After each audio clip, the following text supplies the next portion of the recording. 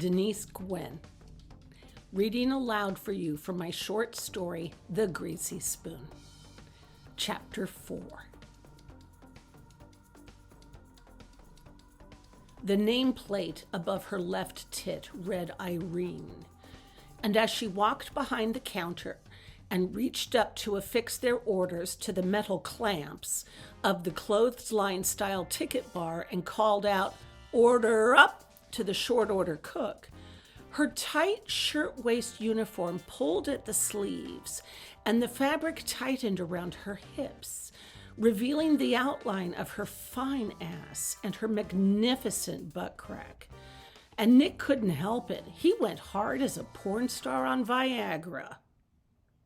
"Lady, you may be as old as my mother, but damn, you've got a smoking hot bod." "What are you staring at?" Ed asked. "Oh, nothing. You're staring at that guy at the counter." "No, I'm not. I was just noticing the cook, that's all." "Why?" Nick forced his gaze away from Irene's ass to study the cook, who just slapped a platter up onto the warming shelf under the hot lights. Irene took it and walked it over to the man who'd been reading the paper. The cook grabbed Nick's and Ed's orders with a heavily tattooed arm, and "It's rude to stare, you know." "Yeah, I know." Again, every single time, Nick crashed up against Ed's magnificent sense of entitlement and privilege, and with not one shred of humor to redeem him, a sinking despair crept deeper into his heart. "What's so funny about him?" "Oh, nothing really. I just like to, how do I put it? Kind of make a little game for myself of figuring out a person's history, you know?" Ed said, clearly not getting it. "Like," Nick said, "I figure that short order cook's a felon on parole, for instance." "Why would you think that?" Nick snorted. "Really? Really?" Ed was genuinely perplexed. He studied the short order cook. "How can you tell that from here?" "I'm making shit up, Ed." "I don't understand." "Come on, man," Nick said. "Live in the real world once in a while, will ya?" "I am living in the real world. I'm sitting here in this diner, contracting who knows what venereal disease from sitting on this disgusting, torn-up seat that hasn't been sanitized since anyway. I just like to pretend, that's all." Defeated, Nick focused his attention on his coffee. There were times when he had to wonder just how much more of Ed he could take.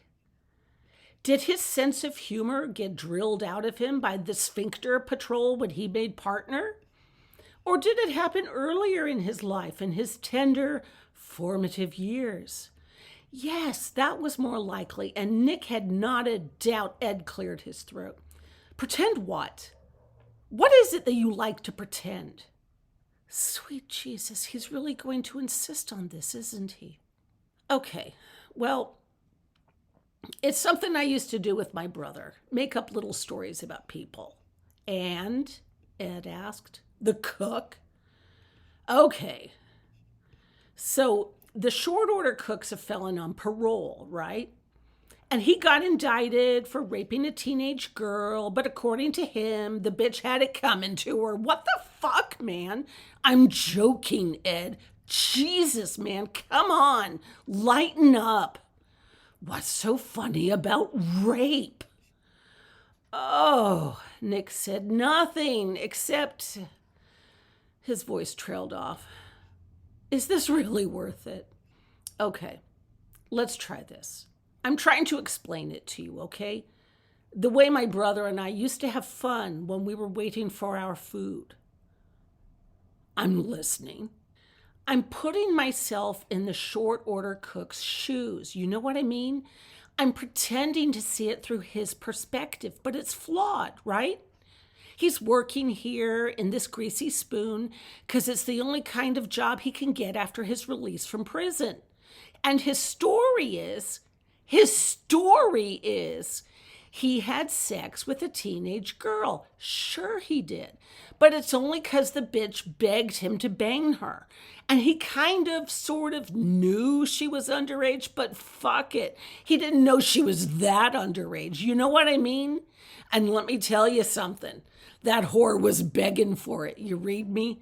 And she had hooters bigger than Dolly Parton's, and she liked it too, especially when he fucked her doggy style. So don't go around letting her tell you otherwise. And as Nick talked, Ed loosened his red silk tie, and he took it as his cue to loosen his, which came as a welcome relief. And then he leaned his back against the leather banquet and winced when he brushed up against an exposed metal coil on the leather bullet point back, and the fucking thing jabbed him good, and it ripped the shirt and pierced his skin. Fuck. And after a moment, something warm and wet trickled down his back. Fuck. I just ruined a $75 shirt. Fuck. I just don't get your sense of humor, Nick. Yeah, it's okay. Nick's brother Frankie had gotten Nick's sense of humor. If Frankie had been here instead of old Howard Thurston III here from Gilligan's Island, Nicky and Frankie would have been laughing like hyenas by now. And Frankie would have had a thing or two to say about Miss Irene's magnificent tits. And the horrible knot in his stomach would have loosened up a bunch, and then he would have started farting. And that would have sent him and Frankie over the edge, and they would have been rolling around on the floor by now, laughing hysterically. And thinking of this and missing Frankie only succeeded in making Nick feel worse. Frankie was most definitely not here. Ed ran his hand across his face and let out a sigh. That fucking judge. Yeah, I know, Nick said.